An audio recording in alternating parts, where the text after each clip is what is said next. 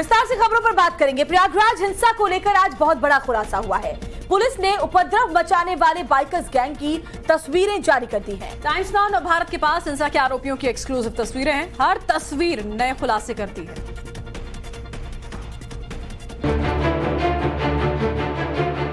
प्रयागराज हिंसा के आरोपियों की एक्सक्लूसिव तस्वीरें टाइम्स नाउ नव भारत के पास हैं। हिंसा के आरोपियों की एक नहीं बल्कि कई तस्वीरें हमारे पास एक्सक्लूसिव हैं। ऐसी हर तस्वीर की पूरी डिटेल हम आपको बताएंगे, लेकिन सबसे पहले ये तस्वीर देखिए। ये दंगाई जिस बाइक पर सवार हैं उसका नंबर UP70FX9073 है। अब दूसरी तस्वीर देखिए। दंगा करने के लिए ये आरोपी UP70FW8099 नंबर की स्कूटी से आए थे। पुलिस अब इन नंबर प्लेट के जरिए हिंसा के आरोपियों तक पहुंचने की कोशिश कर रही है। अब हिंसा के वक्त की बाकी तस्वीरें देखिए। पहली तस्वीर में पुलिस ने 4 दंगाइयों की पहचान कर ली है। पुलिस ने दूसरी तस्वीर भी जारी की है जिसमें 8 दंगाइयों की पहचान हो चुकी है। तस्वीरों के जरिए बाकी दंगाइयों की पहचान करने की कोशिश की जा रही है। पुलिस का कहना है कि आरोपियों के खिलाफ सख्त एक्शन लिया जाएगा।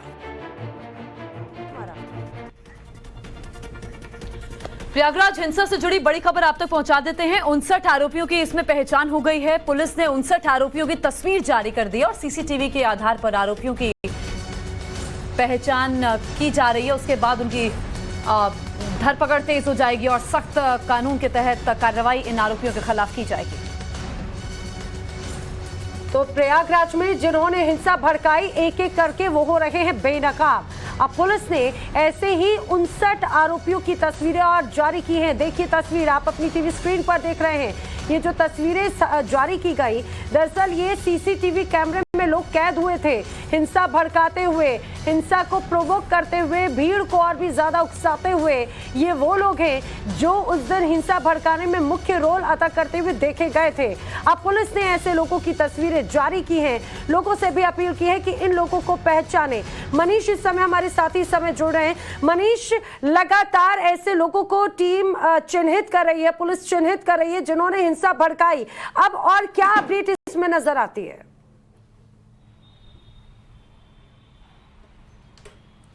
देखिए नैना, पोस्टर जारी करने के बाद पुलिस का काम थोड़ा आसान हो जाता है क्योंकि लोगों से फोन कॉल्स मिलना शुरू हो जाते हैं। कानपुर में हमने देखा था जब पोस्टर जारी किए थे तो लगातार पुलिस को कामयाबी मिली थी। कई जगह से फोन्स आए थे जिसके बाद धरपकड़ की गई, दबिश दी गई, गिरफ्तारियों की संख्या बढ़ी। ऐसे ही प्रयागराज में पिक्चर जारी कर दी गई है, पोस्टर जारी कर दिया गया है। तो ऐसे में बहुत जल्द वो सब सलाखों के पीछे होंगे क्योंकि पुलिस लगातार एक्टिवली वहां पर काम कर रही है। एडीजी लगातार निर्देश दे रहे हैं, शासन से भी निर्देश पहुंच रहे हैं और जो एसएसपी प्रयागराज हैं वो भी लगातार मौके पर पहुंच रहे हैं, दबिश की कार्रवाइयों के लिए निर्देशित कर रहे हैं। तो अपनी ओर से पूरी कोशिश की जा रही है कि इस मामले में ज्यादा से ज्यादा लोगों की गिरफ्तारी हो सके और जिन्होंने बलवा किया है वो सलाखों के पीछे हों।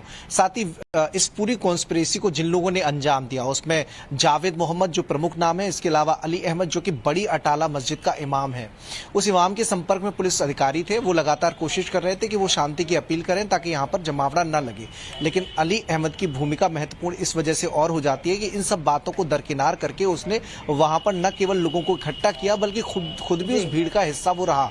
तो ऐसे में उसे भी गिरफ्तार कर लिया गया है। लेकिन अभी जो पॉलिटिकल कनेक्शन इस पूरी घटना का सामने आया है, जिसमें AIMIM का एक नेता प्रमुख है जो जिलाध्यक्ष है प्रयागराज का, शाह आलम, वो पुलिस की पकड़ से दूर है। फजले जो कि पार्षद है वो भी पुलिस की पहुंच से दूर है। तो इन तक पहुंचने की कोशिश लगातार पुलिस प्रशासन के अधिकारी कर रहे हैं। चूंकि जावेद मोहम्मद के ठीक पीछे ही शाह आलम का घर है। हालांकि जावेद मोहम्मद की बेटी सुमैया का कहना था कि शाह आलम से उनका कोई नाता नहीं है, लेकिन घर आजू बाजू था और ऐसी पूछताछ में चीजें सामने आई हैं जिससे पता चलता है कि शाह आलम भी जावेद के साथ मिलीभगत के जरिए इस घटना को अंजाम देने की योजना का हिस्सा था।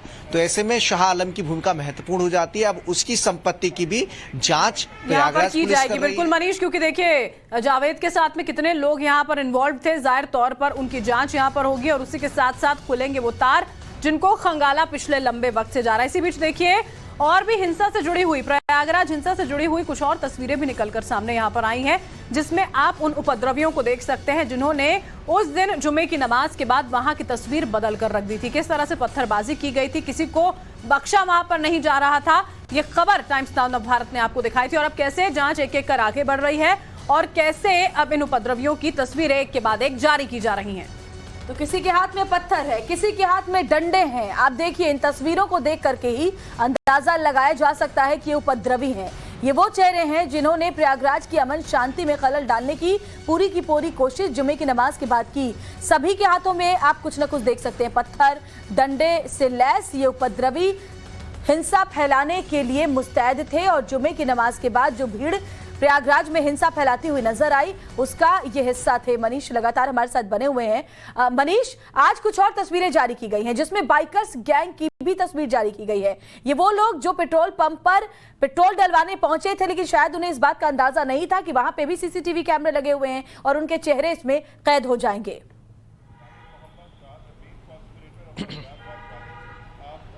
देखिए, बिल्कुल योजना बहुत बड़ी थी जिसमें बाहरी लोगों की भी भूमिका रही और बाहरी लोग बाकायदा बाइक से आए थे और बाइक का खर्चा भी दिया गया था, पेट्रोल उनकी बाइकों में डलवाई गई थी। इसके अलावा खाने पीने का उनका इंतजाम किया गया था। उसके लिए जगह वही चिन्हित की गई थी जहां से इस बलवे की शुरुआत होनी थी, जहां पर लोगों को इकट्ठा होना था। मजीदिया कॉलेज का इलाका, बड़ी अटाला मस्जिद से, मुस्तफा कॉम्प्लेक्स से, वहां पर मजीदा कॉलेज के चौराहे के पास लोग इकट्ठा हुए। खाने पीने के इंतजाम वहां थे, उन दुकानों में भी गए और वहां पर इकट्ठे हो गए।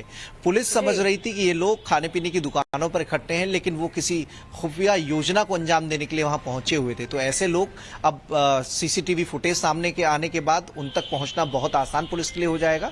जो अटाला इलाके की पेट्रोल पंप है वहां से ये फुटेज लिए गए हैं। इसके अलावा बलवाइयों की जो फोटोग्राफी हो रही थी, वीडियोग्राफी हो रही थी, उसमें से कुछ फुटेज मिले हैं जिसमें पत्थर फेंकते हुए लोग मिल जाएंगे, जो मास्क बांधे हुए लोग मिल जाएंगे, गमछा बांधे हुए लोग मिल जाएंगे। ज्यादातर स्टूडेंट जो छोटे छोटे हैं वो एक मदरसे के हैं, मजीदिया कॉलेज के हैं। मदरसा वहीं बगल में ही है, मिर्जा गालिब रोड पर यह मदरसा है। वहां से ये छात्र आए थे और इसका हिस्सा बने थे।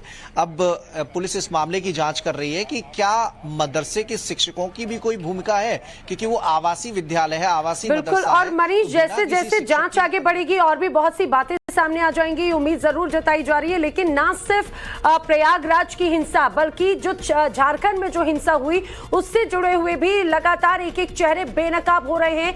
अगर रांची हिंसा की बात करें तो रांची हिंसा की प्लानिंग जिस WhatsApp group gangs of Wasseypur के जरिए की गई थी, उसका एडमिन नवाब चिश्ती भी गिरफ्तार हो चुका है। नवाब चिश्ती पर ग्रुप के जरिए हिंसा फैलाने के आरोप है, हिंसा के लिए भीड़ जुटाने का आरोप है और एक मैसेज ग्रुप में डाला गया था। उसके मुताबिक मैसेज के जरिए 10 जून को रांची में ऐतिहासिक भीड़ जुटाने का आह्वान किया गया था।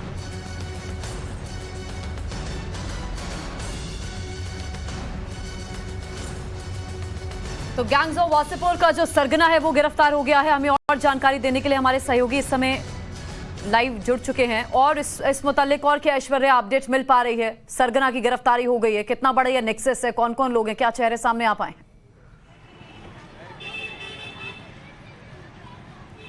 देखिए, साफ तौर पर झारखंड के राज्यपाल द्वारा जो आदेश पुलिस कर्मचारी को दिए गए थे कि अब जो भी एक्यूज्ड हैं वायलेंस के, उनको उनके नाम और उनके चेहरे जो हैं वो सार्वजनिक करने चाहिए। और कल ये देखा गया कि पोस्टर रिलीज किया गया रांची पुलिस की ओर से, लेकिन उसको हटा दिया गया। क्या दबाव था झारखंड पुलिस का, अभी तक कोई भी खुलकर इस पर सामने नहीं आ पाया। लेकिन एक जो बड़ी खबर झारखंड पुलिस के द्वारा हमें मिल रही है वो ये है कि नवाब चिश्ती जो कि एडमिन था वासेपुर गैंग ग्रुप का, उसको पुलिस ने गिरफ्तार किया है और उस ग्रुप के कई वीडियोस और मैसेजेस को झारखंड पुलिस अब इस्तेमाल कर रही है खोजबीन के लिए, क्योंकि उन मैसेजेस में साफ तौर पर यह भी लिखा गया है कि एक ऐतिहासिक भीड़ एकरा मस्जिद पर जमा करनी है 10 जून को, और उसके बाद जिस तरीके से पूरी हिंसा रांची के अंदर हुई वो सभी के सामने थी। और अब वो जो वासेपुर गैंग ग्रुप है उसमें लगभग जो 100 से 150 मेंबर्स हैं, उनकी भी जांच पड़ताल के लिए पुलिस आगे बढ़ रही है और ज्यादा से ज्यादा मैनहंट जो है वो लॉन्च हो चुका है रांची के अंदर। बिल्कुल ऐश्वर्या, देखिए अभी लगातार कोशिशें यहां पर यह की जा रही हैं कि जल्द से जल्द जिस तरह मुख्य साजिशकर्ता, मुख्य आरोपी जो है वो यहां पर हिरासत में लिया गया है। और हैरानी की बात यह होती है ऐश्वर्या कि प्लानिंग इस कदर की जा रही थी कि इस पूरी की पूरी घटना को ऐतिहासिक बनाने की कोशिशें यहां पर थी। बहुत बहुत शुक्रिया आप हमारे साथ जुड़े ऐश्वर्या इस तमाम जानकारी के साथ। और बढ़ते हैं अगली खबर की ओर। नेशनल हेराल्ड केस में कांग्रेस नेता राहुल गांधी से तीसरे दिन भी पूछताछ जारी है। लंच से पहले उनके ईडी अफसरों ने करीब 3.5 घंटों तक ईडी के अफसरों ने उनसे पूछताछ की। दूसरी ओर कांग्रेस के कार्यकर्ताओं और नेताओं ने आज भी दिल्ली में जबरदस्त प्रदर्शन किया। ईडी ऑफिस के बाहर आगजनी भी की गई कांग्रेस कार्यकर्ताओं की तरफ से।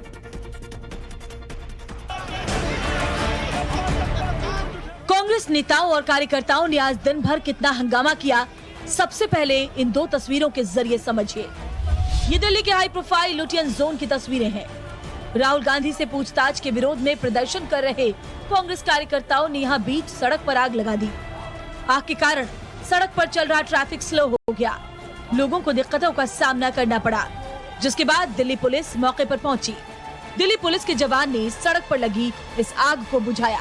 कि राजनीतिक दल के संघर्ष के साथियों को, कार्यकर्ताओं को न दफ्तर में आने दिया जा रहा है, न दफ्तर के बाहर शांतिपूर्वक तरीके से प्रदर्शन करने दिया जा रहा है। कांग्रेस ने अपने इस प्रदर्शन को सत्याग्रह नाम दिया है, लेकिन तस्वीरें बता रही हैं कि किस तरह से कांग्रेस के कार्यकर्ता सत्याग्रह के नाम पर अराजकता फैलाते दिखाई दिए।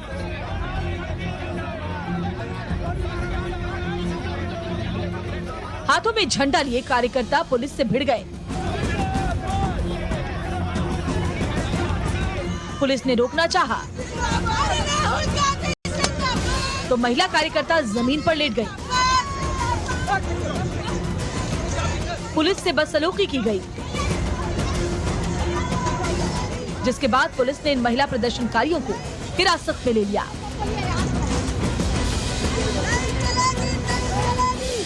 यहाँ देख सकते हैं किस तरह से यहाँ कांग्रेस के कार्यकर्ताओं और नेताओं को यहाँ से ले जाया जा रहा है। कांग्रेस के कार्यकर्ता और नेता जब ईडी दफ्तर राहुल गांधी पहुंचे तो यहाँ आकर नारेबाजी करने लगे और यहाँ धरना दे रहे थे। धरना दे रहे इन कार्यकर्ताओं को यहाँ से उठाकर ले जाया जा रहा है। साफ तौर पर इनका कहना है कि ईडी के द्वारा यहाँ जो है परेशान करने का काम किया जा रहा है राहुल गांधी को।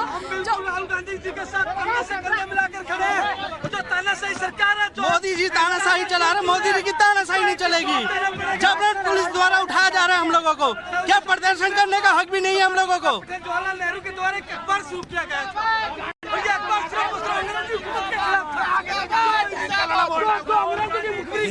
आप देख रहे हैं किस तरीके से 3 दिन हो गया है, कोई आदमी सड़क पे निकल रहा है, अपने काम से निकल रहा है, उनको भी ये दमनकारी जो ताकतें हैं उनको जेल में डालने की कोशिश कर रही है।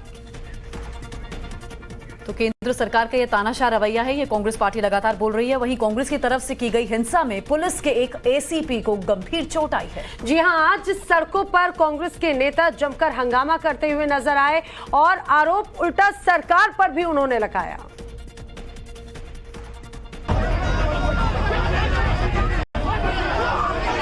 अब गुवाहाटी से आई इन तस्वीरों को देखिए, कैसे असम पुलिस के एसीपी कांग्रेस की हिंसा में घायल हो गए हैं।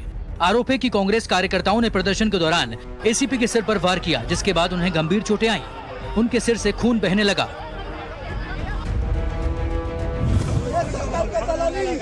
अब कांग्रेस नेता श्रीनिवास वीवी के प्रदर्शन की तस्वीरें देखिए। पुलिस ने श्रीनिवास वीवी को प्रदर्शन से रोकना चाहा तो वो सड़क पर लेट गए।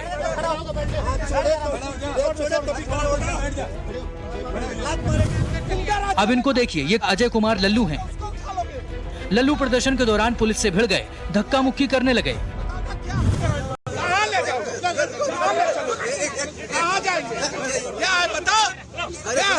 जबरदस्ती है, गुंडाराज है, आप किसी को उठा लोगे नहीं भी, जबरदस्ती है, गुंडाराज है, गुंडाराज है।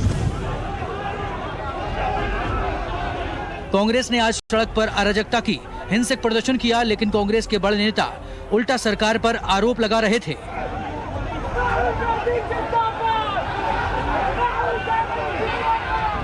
3 दिन से सील करके रखे हैं, किसी को आने नहीं दे रहे हैं, किसी को जाने नहीं दे रहे हैं। यदि कोई है तो उसे घूस के मार रहे हैं। ये तो सीधा लोकतंत्र की हत्या कर रहे हैं। ये बिल्कुल नहीं चाहते, विपक्ष बिल्कुल बर्दाश्त नहीं कर पा रहे हैं। अब ये राजनीतिक लड़ाई नहीं लड़ पा रहे हैं तो सीधा डंडे के जोर पे ये हमको दबाना चाहते हैं। हम डरेंगे नहीं, दबेंगे नहीं। इधर कांग्रेस के हिंसक प्रदर्शन पर बीजेपी ने सवाल खड़े किए हैं। बीजेपी के सांसद सुधांशु त्रिवेदी ने कांग्रेस को गांधी जी से सीखने की सलाह दी। इस विषय का किसी भी प्रकार से सरकार की एजेंसीज के द्वारा इनिशिएशन नहीं हुआ। हाई कोर्ट के निर्देश के ऊपर ही कार्रवाई हुई और हाई कोर्ट के निर्देश पर ही उनको बेल लेनी पड़ी। तो एक वो दौर था, तब कांग्रेस अध्यक्ष ने कहा था कि हमारे नेता की विराटता, और आज अगर यह कहा जाए कि जिस प्रकार की हरकतें विगत 3 दिनों से दिखाई पड़ रही हैं और हिंसा की आड़ लेकर भ्रष्टाचार को छुपाने का प्रयास हो रहा है, तो कितनी लघुता, कितना छोटापन नेतृत्व का दिखाई पड़ रहा है। यह साफ दिख जाता है कि गांधी के दौर से सोनिया गांधी जी और राहुल गांधी जी के दौर तक आते आते कांग्रेस कितनी छोटी और कितनी बौनी होती चली जा रही है। आज सवेरे या जब कांग्रेस ने प्रेस कॉन्फ्रेंस किया था तो दोनों मुख्यमंत्री उनके उपस्थित थे, उन्होंने अपने विचार अभिव्यक्त किए थे।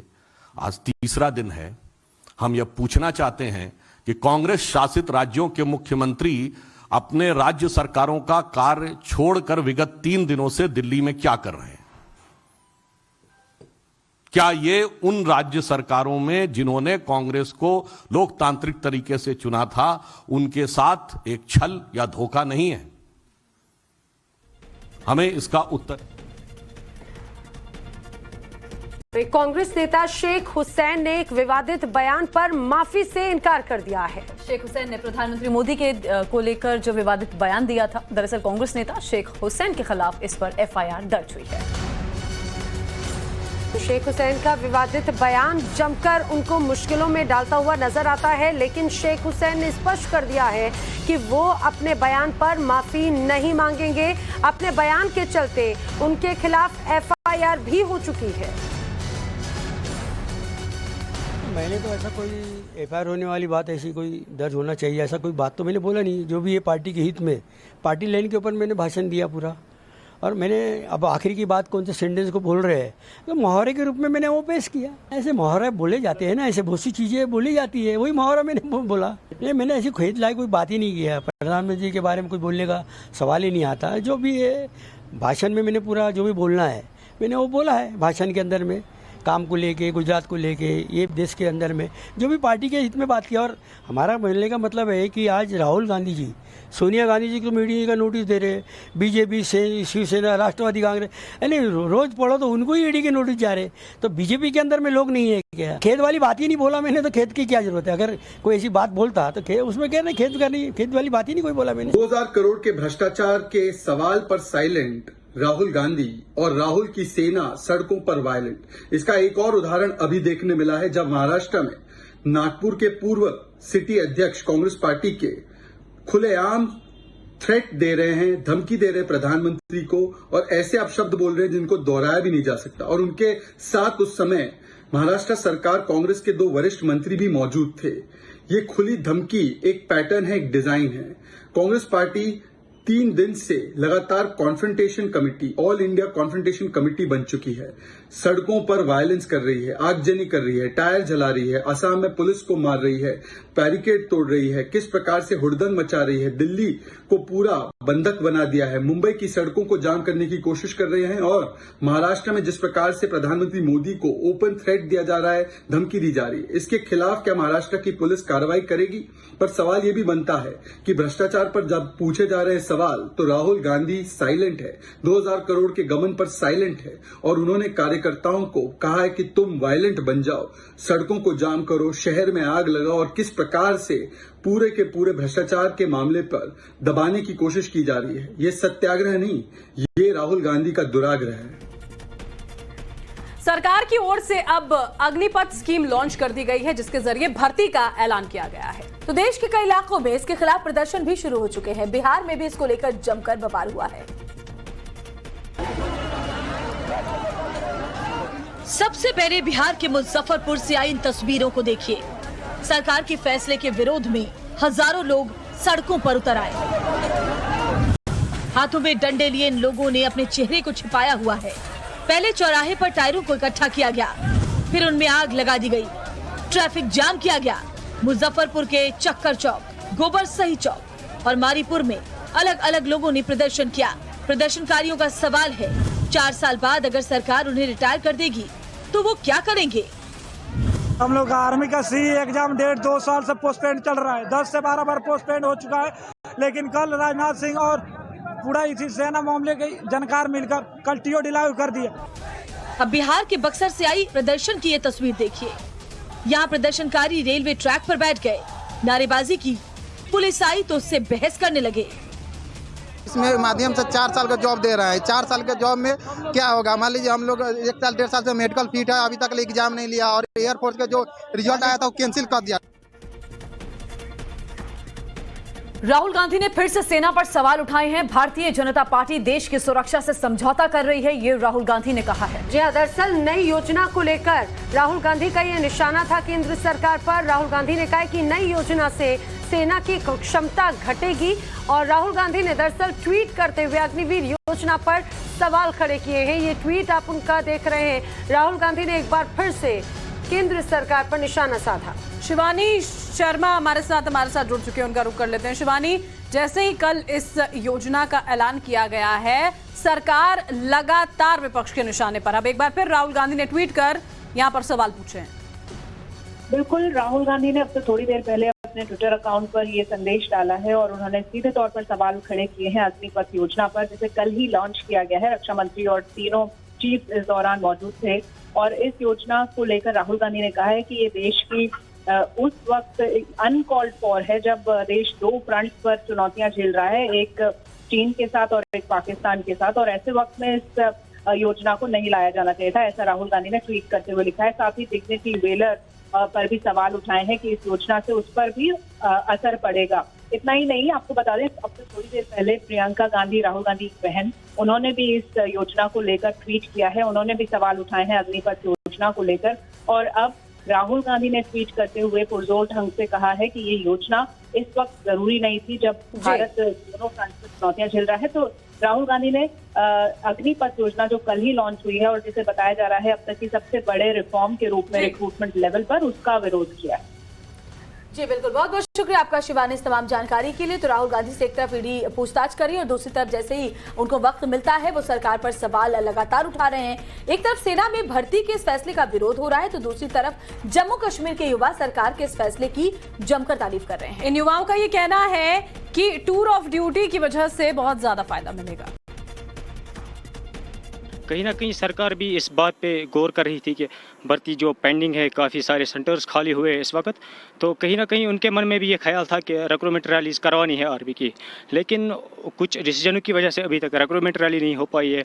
उनमें से एक बड़ा डिसीजन ये है कि अग्निवीर, जिसको हम इंग्लिश में बोल सकते हैं टूर ऑफ ड्यूटी, लागू किया है। हम आर्मी में भर्ती और मेरा यही सपना है और मैं बहुत खुश हूँ। मैं बारामूला कश्मीर का रहने वाला हूँ। जो आज ये नई पॉलिसी आई है फ़ौज की तरफ से, मुझे लगता है कि हम सबको इसमें बहुत ही अच्छा मौका मिलने वाला है।